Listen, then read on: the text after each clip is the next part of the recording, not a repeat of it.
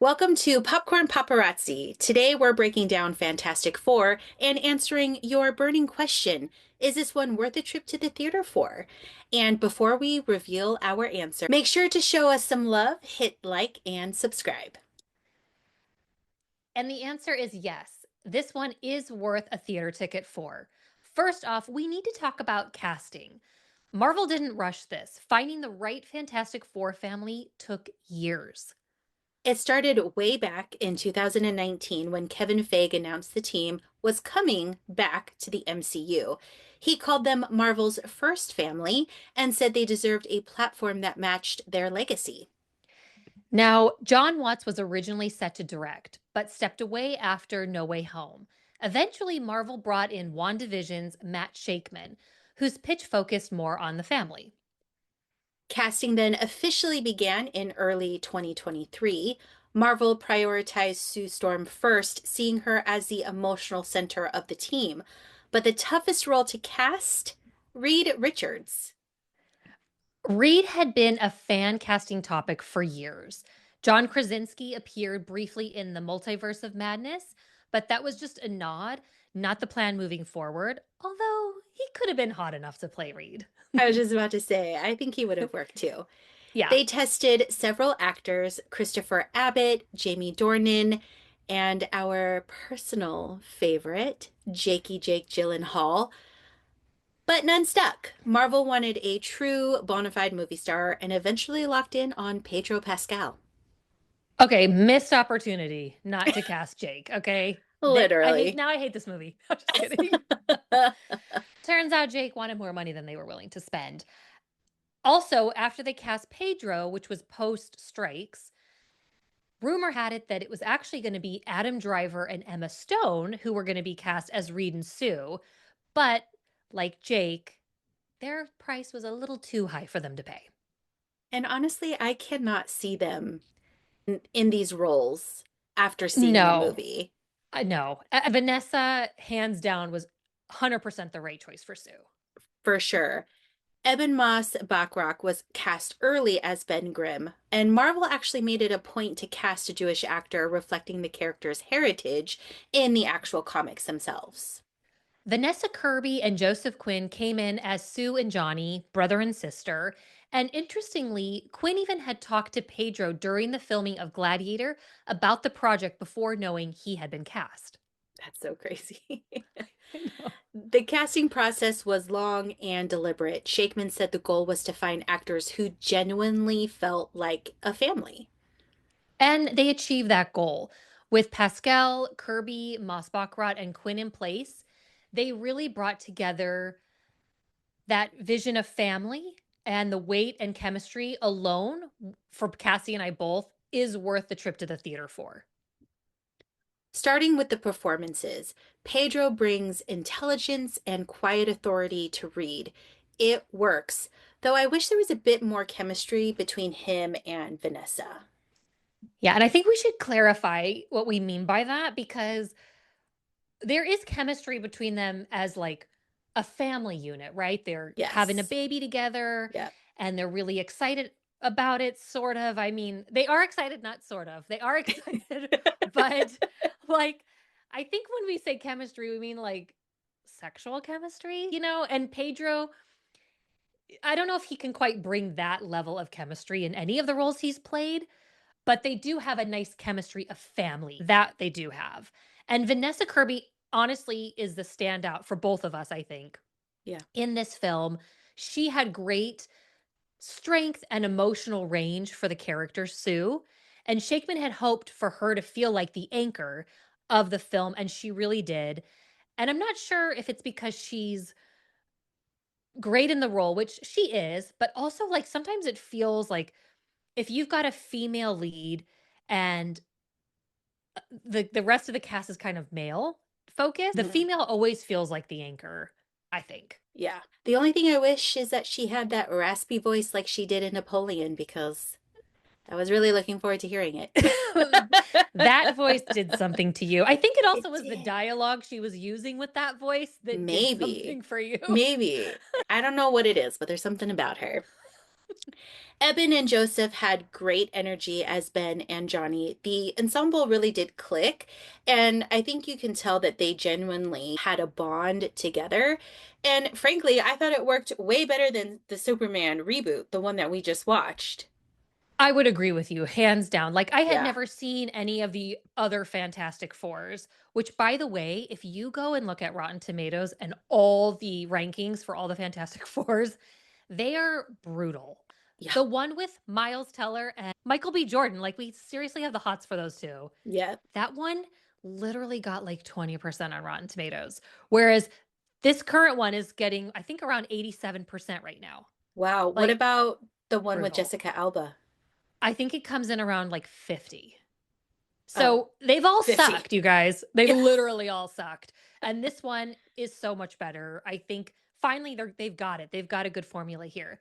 Yeah. The villain. The villain is Galactus. And honestly, at first glance, he looked incredible.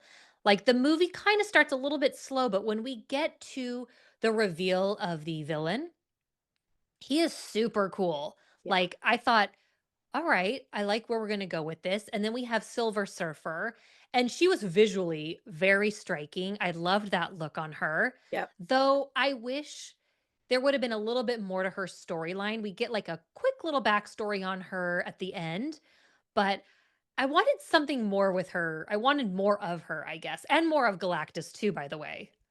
Yeah, agreed. I thought they both looked incredible, and the fact that we only got a short amount of time with each character, I thought it kind of sucked a little bit because they were, I think, most of the visually stunning parts of the movie. Yeah, missed opportunity for sure. Yeah. And a quick detail that I really appreciated, and I know Donnie appreciated too because he is a lover of all things Marvel, is the subtle tributes to Stan Lee and Jack Kirby. The ship's name is Excelsior, and the planet is Earth 828, which is a nod to Jack Kirby's date of birth. And then Excelsior is something that Stan Lee said all the time. So it was really nice to Oh. see that they're still paying tribute. That's a good fun fact because I don't really know the comic, so that would have gone like right over my head. So I'm glad you pointed that out. Yeah.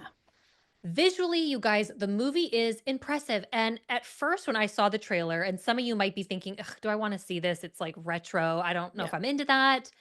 We were kind of like a little bit thrown by that.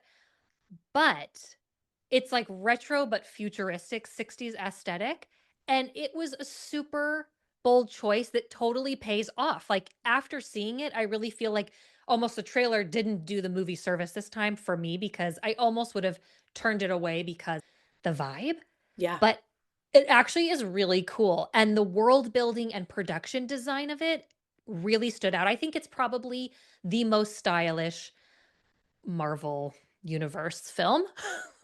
Yeah, 100%. I totally thought the same thing.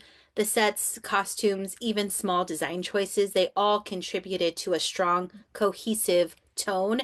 And don't get me started on their bathroom. I freaking love their bathroom. I love their bathroom too. We're about to remodel our bathroom, and I'm like, maybe I want to go this retro vibe. It, I also liked that they skipped very quickly through the origin story. Just like in Superman, this version drops us in 4 years after the team got their powers, so there's no lengthy setup, just like the story and right into the action, which I totally think that's a smart pivot for them with these new reboots. yeah. I will say some of the CGI felt a little off, especially whenever Ben was holding the baby. Certain shots didn't quite land visually, and it's like the pass off with the hands. It just looked weird. Yeah. Always when you are like judging good CGI, it's when you're having like a hand to hand moment Yeah, is when you can literally. really tell. Remember when we watched Sinners and Yeah. when Michael B. Jordan, who's playing twins, passes that cigarette, we were both like, the CGI was so good because in that moment you could barely tell that that was like not the same person. Yeah. So 100% I agree with you. Also, I don't know if it's just like my age getting older, but now I'm really concerned about the damage that's done to these cities when the villain comes in and destroys them. I'm like, Me too. who is paying for that? What? Yes. Stop. can't we get this guy off into the ocean or something? This is the part of adulting that I literally hate. So that's what I was thinking throughout the whole movie. Anytime the city was getting destroyed, I'm like, who is going to clean this up? Who is going Exactly. to pay for this? How high are their taxes?